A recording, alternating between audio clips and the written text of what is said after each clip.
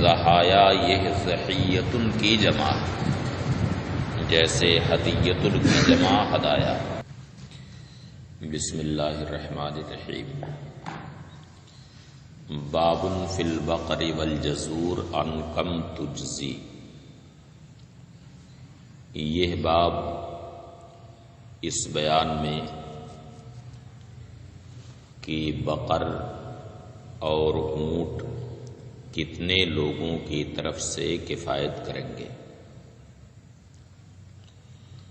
یعنی بڑے جانور کی قربانی میں کتنے لوگ شریک ہو سکتے ہیں۔ احادیث میں اس تعلق سے بالکل صراحت آئی ہے کہ بڑے جانوروں میں 7 تک کی شرکت جائز، اور یہ ضروری ہے کہ سب کی نیت تقرب کی ہو۔ اگر ان میں کوئی بھی ایسا ہے جس کی نیت تقرب کی نہیں ہے بلکہ صرف گوشت کے لیے اس میں شریک ہوا ہے، دیکھا کہ بڑا اچھا جانور ہے، عموماً قربانی کا جانور اچھا ہوتا بھی ہے، تو سوچا کہ لاؤ ایک حصہ ہم لے لیں، اور گوشت کی نیت کر لی اس نے صرف، تو اب کسی کی قربانی نہ ہوگی۔ تقرب میں یہ شرط نہیں ہے کہ قربانی ہی کی جنس سے ہو، بلکہ تقرب کی جو انواع ہیں ان میں کسی بھی نوع کی کوئی نیت کر لے تو شرکت ہو سکتی۔ مثلا عقیقہ کی نیت کر لے تو بھی اس کی شرکت ہو سکتی، اس لیے کہ عقیقہ یہ بھی انواع قربات میں سے ایک قربت۔ ولیمہ کی شرکت اس میں ہو سکتی ہے یا نہیں، جبکہ ولیمہ بھی سنت۔ حدیث شریف میں ہے کہ اولم ولو بشاتن، یعنی ولیمہ کرو اگرچہ ایک ہی بکری سے۔ تو ولیمہ کی اگر کوئی نیت کر لے اس میں تو اس کی شرکت ہو سکتی ہے یا نہیں، اس بارے میں متون مذہب میں کوئی صراحت نہیں ملتی، لیکن علامہ شامی رحمۃ اللہ تعالی علیہ نے رد المختار میں یہ تحریر فرمایا ہے کہ ولیمہ کی بھی شرکت جائز ہونی چاہیے، خود ان کی اپنی رائے کہ اگر کسی نے ولیمہ کی نیت کر لی، یعنی ولیمہ کی نیت سے اس میں 2-3 حصے لے لیا، تو وہ بھی شرکت جائز ہے اور قربانی ہو جائے گی۔ حدثنا احمد بن حنبل قال حدثنا حشیم قال حدثنا عبد الملک عن عطاء عن جابر بن عبد اللہ رضی اللہ تعالی عنہ قال كنا نتمتع في عهد رسول الله صلی اللہ علیہ وسلم نذبح البقرة عن 7 نشترك فيها والجزور عن 7 نشترك فيها۔ عبد الملک نے عطا سے روایت کی، وہ حضرت جابر بن عبداللہ رضی اللہ تعالی عنہما سے روایت کرتے ہیں، فرمایا کہ ہم رسول اللہ صلی اللہ علیہ وسلم کے عہد میں حج تمتع کرتے تھے۔ کنا نتمتع، ہم تمتع کرتے تھے۔ حج کی 3 قسمیں ہیں، حج افراد، حج تمتع اور حج قران۔ حج تمتع کا مطلب یہ ہوتا ہے کہ حج کرنے والا پہلے عمرہ کا احرام باندھتا ہے، عمرہ کا احرام باندھ کر کے پھر ہو جاتا ہے عمرہ کرتا ہے، اور عمرہ سے فارغ ہونے کے بعد احرام اتار دیتا ہے۔ پھر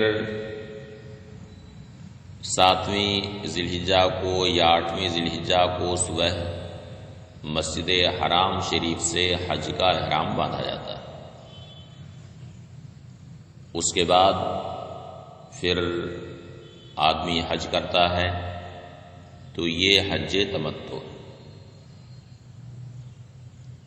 حج قران میں عمرہ اور حج دونوں کا احرام ایک ساتھ باندھا جاتا ہے، تو اس میں جب تک پورا حج نہ ہو جائے محض عمرہ سے فارغ ہونے کے بعد احرام نہیں اترتا ہے، بلکہ آدمی احرام ہی کی حالت میں رہتا ہے۔ اور حج افراد میں صرف حج کا احرام باندھا جاتا ہے۔ تو فرماتے ہیں کننا نتمتع فی عہد رسول اللہ صلی اللہ علیہ وسلم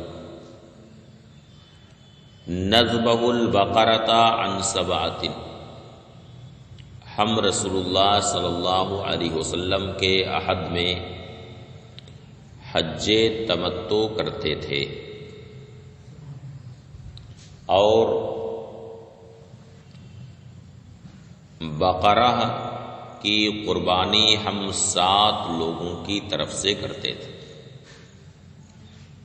نشترک فیہا، جس میں ہم شریک ہوتے تھے،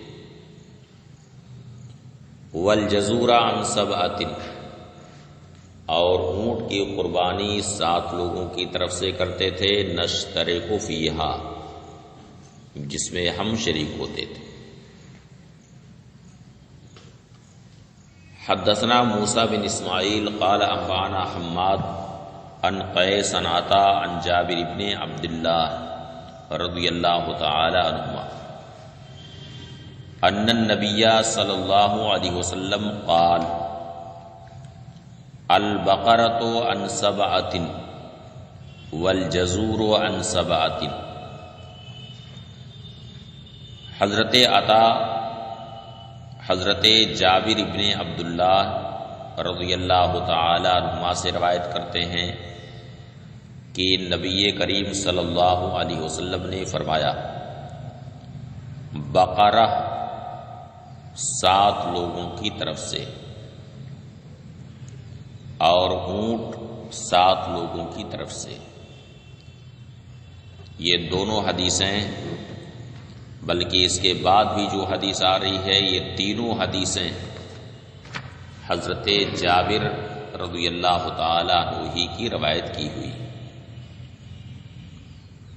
لیکن پھر بھی امام ابو داؤد نے اس کو تخریج کیا، 3 مرتبہ ذکر کیا ہے۔ وجہ وہی ہے کہ ہر حدیث میں کوئی نہ کوئی ایسا اضافہ ہے یا کچھ ایسا تصرف ہے جو دوسری حدیث میں نہیں۔ پہلے جو حدیث آئی ہے حضرت جابر کی، اس میں انہوں نے کہا کہ ہم عہد رسالت میں کیا کرتے تھے؟ کننا نتمتع، عہد رسالت میں ہم کیا کرتے تھے؟ حج تمتع کرتے تھے۔ تمتع کا ایک معنی تو وہی ہے جو ابھی ہم نے بتایا ہے، جو مشہور ہے، یعنی ایک مخصوص معنی ہے اس کا، اور تمتع کا ایک معنی عام ہے، وہ ہے الجمع بین العمرۃ والحج، عمرہ اور حج دونوں کو جمع کرنا۔ تو معنی عام کے لحاظ سے اس میں حج تمتع بھی شامل ہے اور حج قران بھی شامل ہے۔ حج تمتع ہو یا حج قران، دونوں میں قربانی واجب۔ تو پہلے جو حدیث آئی ہے اس میں حضرت جابر نے کہا کہ ہم عہد رسالت میں تمتع کرتے تھے اور بقرہ اور اونٹ کی قربانی ہم 7 لوگوں کی طرف سے کرتے تھے۔ تو یہ حضرت جابر نے صحابہ کرام کا عمل بتایا۔ کہ عہد رسالت میں ہم ایسا کرتے تھے. اور ظاہر سی بات ہے کہ اگر کوئی صحابی رسول یہ کہیں کہ کننا نفعل فی زمن رسول اللہ صلی اللہ علیہ وسلم قضا، یا کننا نفعل فی عہد رسول اللہ صلی اللہ علیہ وسلم قضا، تو یہ حدیث حکماً مرفوع قرار پاتی. حکماً یہ حدیث کیا ہوتی ہے؟ مرفوع ہوتی، کیونکہ عہد رسالت میں صحابہ کرام نے وہ فعل کیا جبکہ نبی کریم صلی اللہ علیہ وسلم صحابہ کرام کے درمیان تشریف فرما اور نزول وحی کا سلسلہ بھی ابھی جاری ہے. اس لیے ایسا ہو ہی نہیں سکتا ہے کہ صحابہ کرام نے کوئی غلط فعل کیا ہو اور پھر اس کے خلاف وحی نہ آئی ہو. سمجھ میں آیا؟ اس لیے اگر صحابہ کرام نے یہ کہا کہ ہم عہد رسالت میں ایسا کرتے تھے تو حکماً یہ حدیث مرفوع.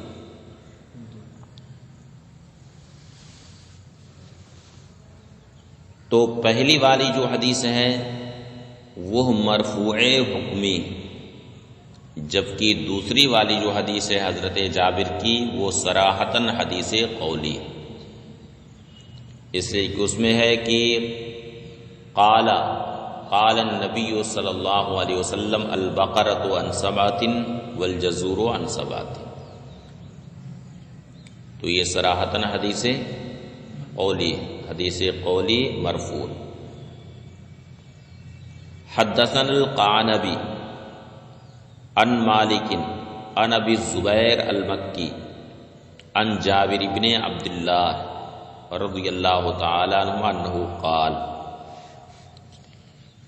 نحرنا مع رسول اللہ صلی اللہ علیہ وسلم بالحدیبیہ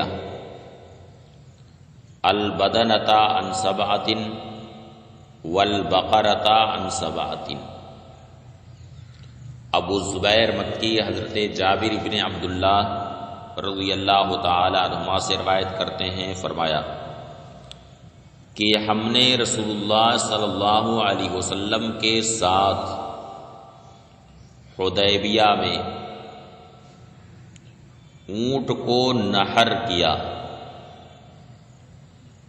بدنہ اس جانور کو کہتے ہیں جو عظیم البدن جیسے کہ اونٹ، لیکن تو اس میں بقر بھی شامل ہے، لیکن عموماً بدنہ کا اطلاق اونٹ ہی پر ہوتا ہے. ہم نے رسول اللہ صلی اللہ علیہ وسلم کے ساتھ حدیبیہ میں اونٹ کو نحر کیا 7 لوگوں کی طرف سے، اور بقرہ کی قربانی کی 7 لوگوں کی طرف سے. تو اس میں ایک لفظ کا اضافہ ہے بالحدیبیہ، اور پھر نحرنا آیا ہے، جس سے یہ معلوم ہوتا ہے کہ اونٹ میں افضل نحر، افضل یہ ہے کہ اونٹ کو نحر کیا ہے. باب فی الشاۃ یضحی بہا عن جماعۃ یا یضحی بہا عن جماعۃ. یہ باب ہے بکری کے بارے میں جس کی قربانی ایک جماعت کی طرف سے کی جائے. امام ابو داؤد نے یہ باب قائم کیا. اس سے امام ابو داؤد اس بات پر استدلال کرنا چاہتے ہیں کہ بکری کی قربانی، ایک بکری کی قربانی پورے گھر کی طرف سے کافی،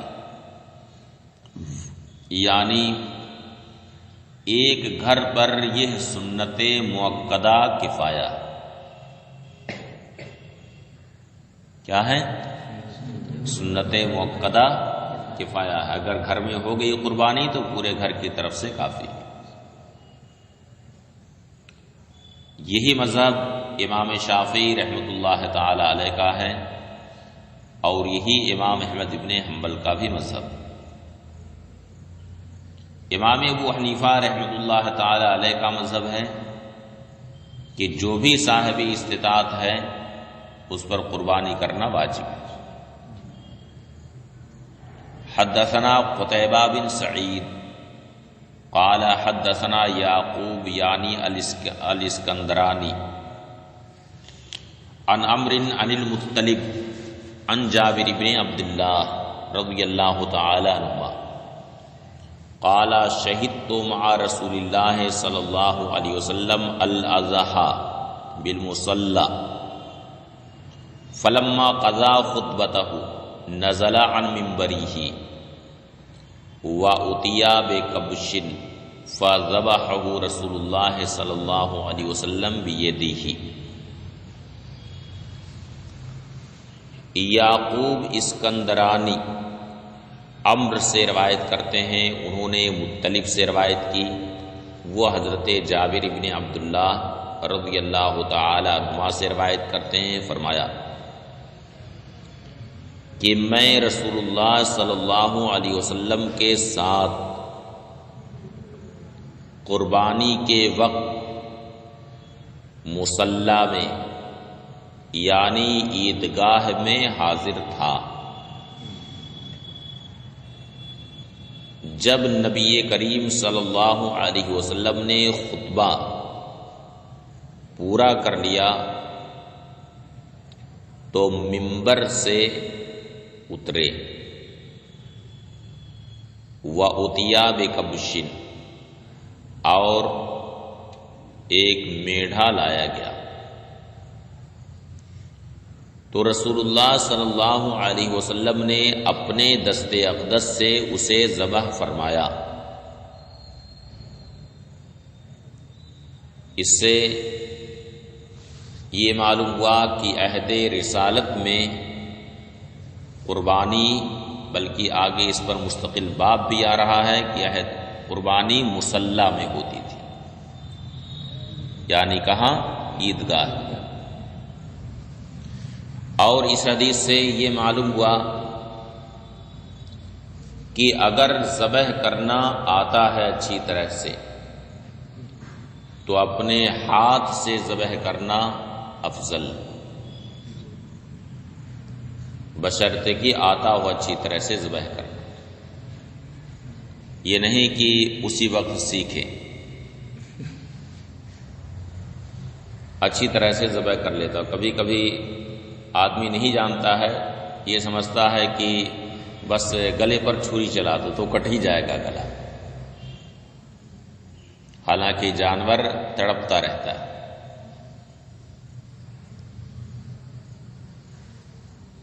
اس لیے اچھی طرح سے ذبح کرنا جانتا۔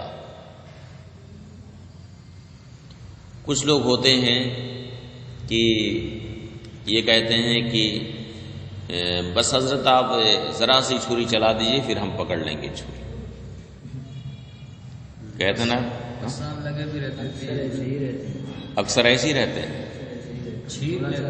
جیسے لگا ہو ویسے ہی ہاتھ میں اپنے لینے کی کوشش کرتے ہیں، لوگ دیتے نہیں ہیں۔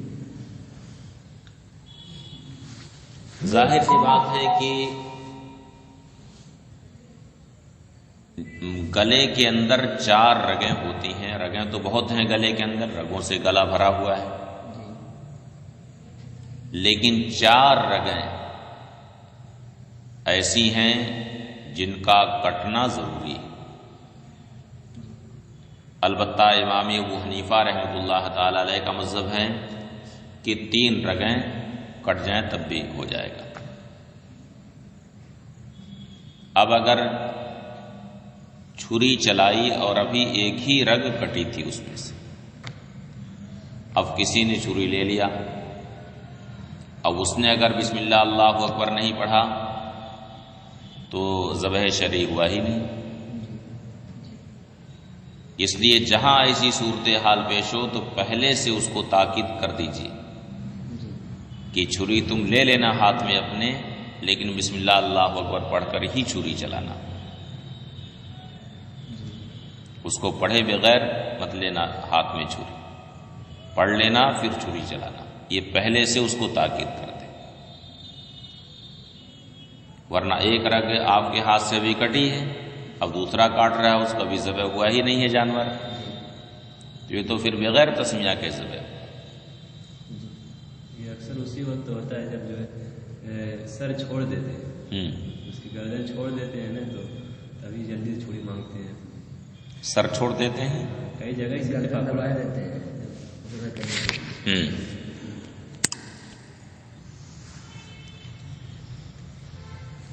اور اس حدیث شریف سے یہ معلوم ہوتا ہے بظاہر کہ چھوٹے جانور کی قربانی میں بھی شرکت ہو سکتی ہے، کیونکہ اس میں ہے کہ وقال بسم اللہ واللہ اکبر ھذا عنی وَأَمَّن لَّمْ يُضَحِّ مِنْ أُمَّتِي، یہ میری طرف سے ہے اور ان لوگوں کی طرف سے ہے میری امت میں جنہوں نے قربانی نہیں کی۔ لیکن یہ بیان ہو چکا ہے کہ یہاں پر صرف ثواب میں شریک کرنا مقصود ہے، اور یہ نبی کریم صلی اللہ علیہ وسلم کا غایت درجہ امت پر شفقت و رحمت ہے کہ نبی کریم صلی اللہ علیہ وسلم نے ثواب میں اپنی امت کو بھی شریک فرمایا، اپنی امت کو یاد فرمایا۔ باب الامام یذبح بالمصلی، یہ باب اس بیان میں ہے کہ امام عیدگاہ میں قربانی کرے۔ حدثنا عثمان بن ابی شیبہ ان ابا اسامہ حدثهم عن اسامہ عن نافع عن ابن عمر رضی اللہ تعالی عنہما ان النبی صلی اللہ علیہ وسلم کان یذبح اضحیتہ بالمصلی وکان ابن عمر یفعلہ۔ امام ابو داؤد فرماتے ہیں کہ ہم سے عثمان ابن ابی شیبہ نے بیان کیا کہ ابو اسامہ نے ان سے بیان کیا، یعنی عثمان ابن ابی شیبہ اور ان کے ساتھ اور لوگوں سے بھی بیان کیا۔ انہوں نے اسامہ سے روایت کی، یعنی ابو اسامہ نے اسامہ سے روایت کی، وہ نافع سے روایت کرتے ہیں، وہ حضرت عبداللہ ابن عمر رضی اللہ تعالی عنہما سے روایت کرتے ہیں کہ نبی کریم صلی اللہ علیہ وسلم عیدگاہ میں قربانی فرماتے، اور حضرت عبداللہ ابن عمر بھی یہی کام کرتے تھے۔ مصلی میں قربانی کرنے میں کئی ایک فائدے ہیں۔ ایک تو یہ ہے کہ امام اپنے ہاتھ سے قربانی کرے گا تو اسے دیکھ کر کے لوگوں کو قربانی کا طریقہ معلوم ہوگا کہ قربانی کس طرح سے کرنا سنت ہے۔ لیکن اس کے لیے ضروری ہوگا کہ امام صاحب پہلے سے خوب اچھی طرح سے اس کو سیکھیں، تبھی تو انہیں دیکھ کر کے لوگ سیکھیں گے۔ پہلے امام صاحب سیکھ لیں کہ ذبح کرنے کا سنت طریقہ کیا ہے۔ اور دوسری چیز یہ ہے کہ قربانی یہ شعائر اسلام میں سے، تو عیدگاہ کے پاس چونکہ لوگوں کا ازدحام ہوتا ہے اور وہاں پر لوگ جب اکٹھا قربانی کریں گے تو شعار دین کا کھلے عام اظہار بھی، برملا اس کا اظہار بھی، شوکت اسلام کا اظہار۔ اور تیسرا فائدہ یہ ہے کہ قربانی کے جو 3 حصے کیے جاتے ہیں ان میں ایک حصہ فقراء مساکین کا ہوتا ہے، تو فقراء مساکین کو ایک ایک دروازے پر جانے کی ضرورت بھی نہیں پڑے گی کہ وہ بہت سارے دروازے جا کر کے کھٹکھٹائیں، انہیں اپنا حق اکٹھا ہی ایک جگہ مل جائے گا، انہیں دشواری بھی نہیں ہوگی، آسانی ہے اس میں۔ ورنہ بہت سارے دروازوں کی خاک انہیں چھاننی پڑتی ہے۔ باب فی حبس لحوم الاضاحی، یہ باب ہے قربانی کا گوشت روکنے کے بیان میں، یعنی 3 دن سے زیادہ قربانی کا گوشت رکھنے کے بیان میں۔ ابتدا میں اس سے ممانعت تھی، پھر بعد میں رخصت ہوئی اور 3 دن سے زیادہ قربانی رکھنے کا گوشت رکھنے کی اجازت ہوئی۔ حدثنا القعنبی عن مالک عن عبد اللہ بن ابی بکر عن عمرہ بنت عبد الرحمن، اس کو عمرہ مت پڑھیے گا، کیا پڑھنا ہے؟ عن عمرہ بنت عبد الرحمن قالت سمعت عائشہ رضی اللہ تعالی عنہا تقول دف ناس من اہل البادیہ حضرۃ الاضحیٰ، اور حضرت الاضحیٰ بھی پڑھ سکتے ہیں، فی زمان رسول اللہ صلی اللہ علیہ وسلم۔ ام المؤمنین عائشہ صدیقہ رضی اللہ تعالی عنہا فرماتی ہیں کہ اہل بادیہ میں کچھ لوگ قربانی کے وقت رسول اللہ صلی اللہ علیہ وسلم کے عہد میں تیزی کے ساتھ آئے، دفع اے سارا سیرن خفیفن، یعنی تیزی کے ساتھ آئے۔ چنانچہ جو سائلین ہوتے ہیں عموماً ان کی رفتار تیز ہی ہوتی، وہ آہستہ آہستہ نہیں چلتے،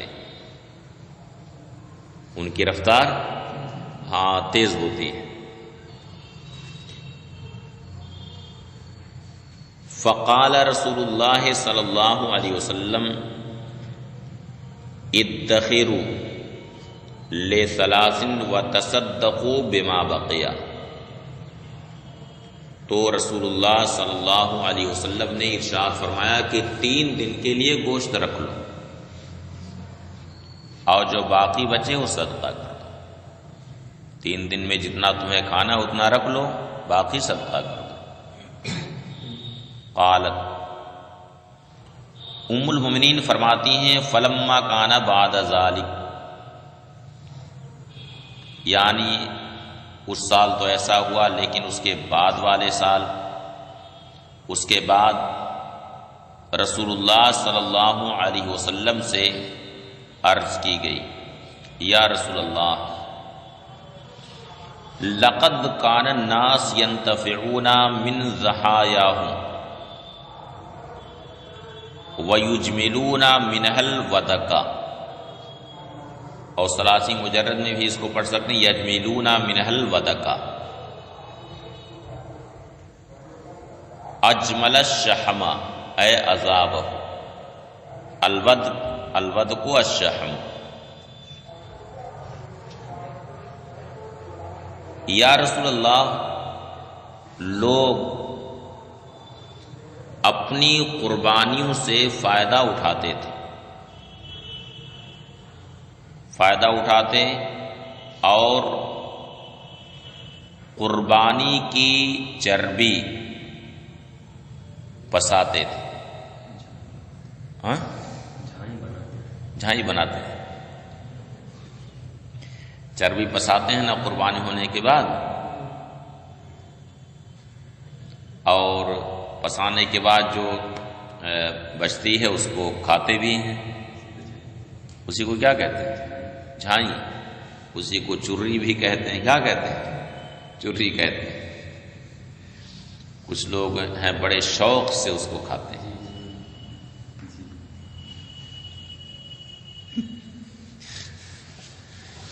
وَيَتَّخِذُونَ مِنْهَا الْأَسْقِيَةَ، اور ان سے مشکیزیں بناتے ہیں، یعنی ان کے چمڑوں سے مشکیزیں بناتے ہیں۔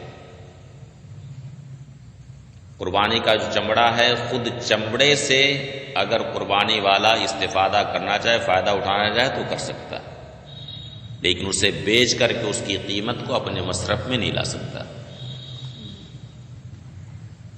اور چمڑے سے خود فائدہ اٹھایا، مثلا اس کا جزدان بنا لیا یا اسی کا مصلی بنا لیا، مصلی بھی اس کا بنتا ہے۔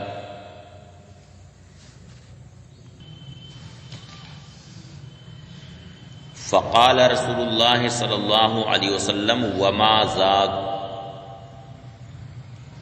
تو رسول اللہ صلی اللہ علیہ وسلم نے ارشاد فرمایا کہ یہ کیا، او کما قال، یا اس طرح سے کچھ ارشاد فرمایا۔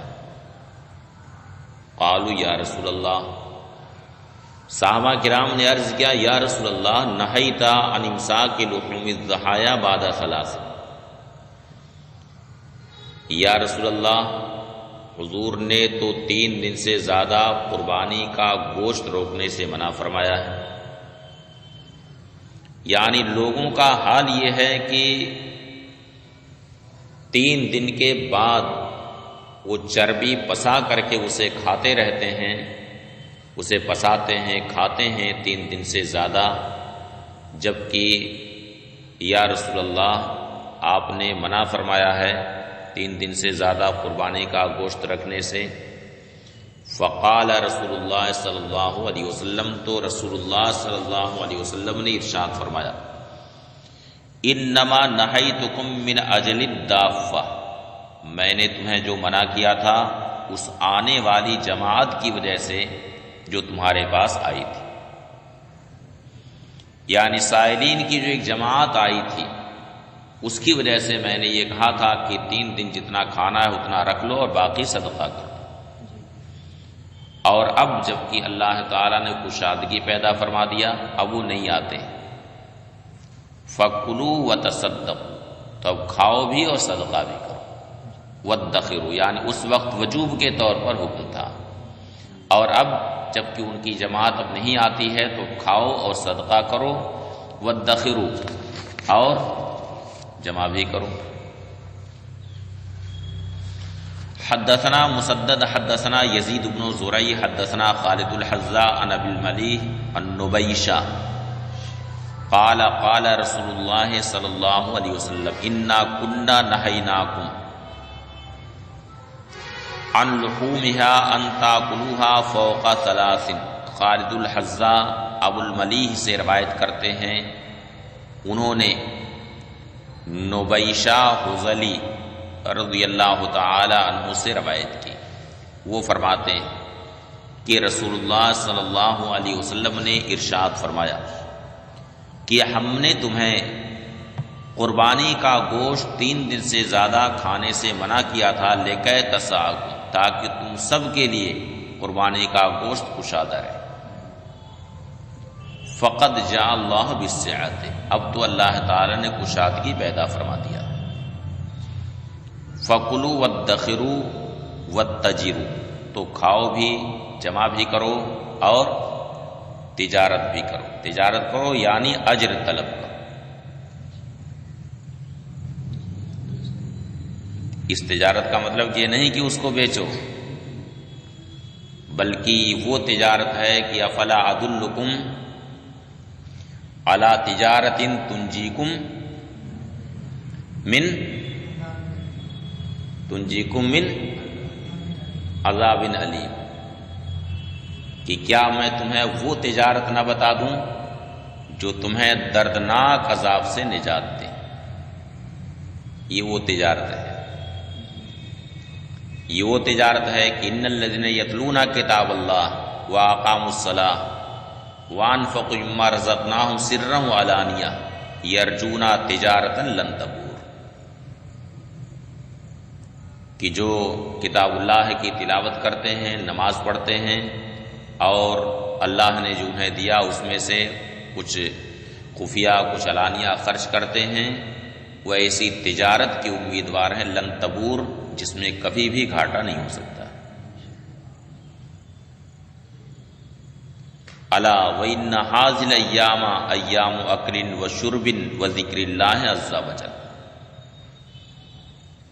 آگاہ رہو کہ یہ دن کھانے پینے کے دن ہیں اور اللہ عز و جل کے ذکر کے دن، یعنی قربانی کے دنوں میں کھاؤ پیو اور اللہ کا ذکر کرو، وَلِتُكَبِّرُوا اللَّهَ عَلَى مَا هَدَاكُمْ، یعنی اللہ کی بڑائی بیان کرو، اللہ اکبر کہو، تکبیر تشریق کہو۔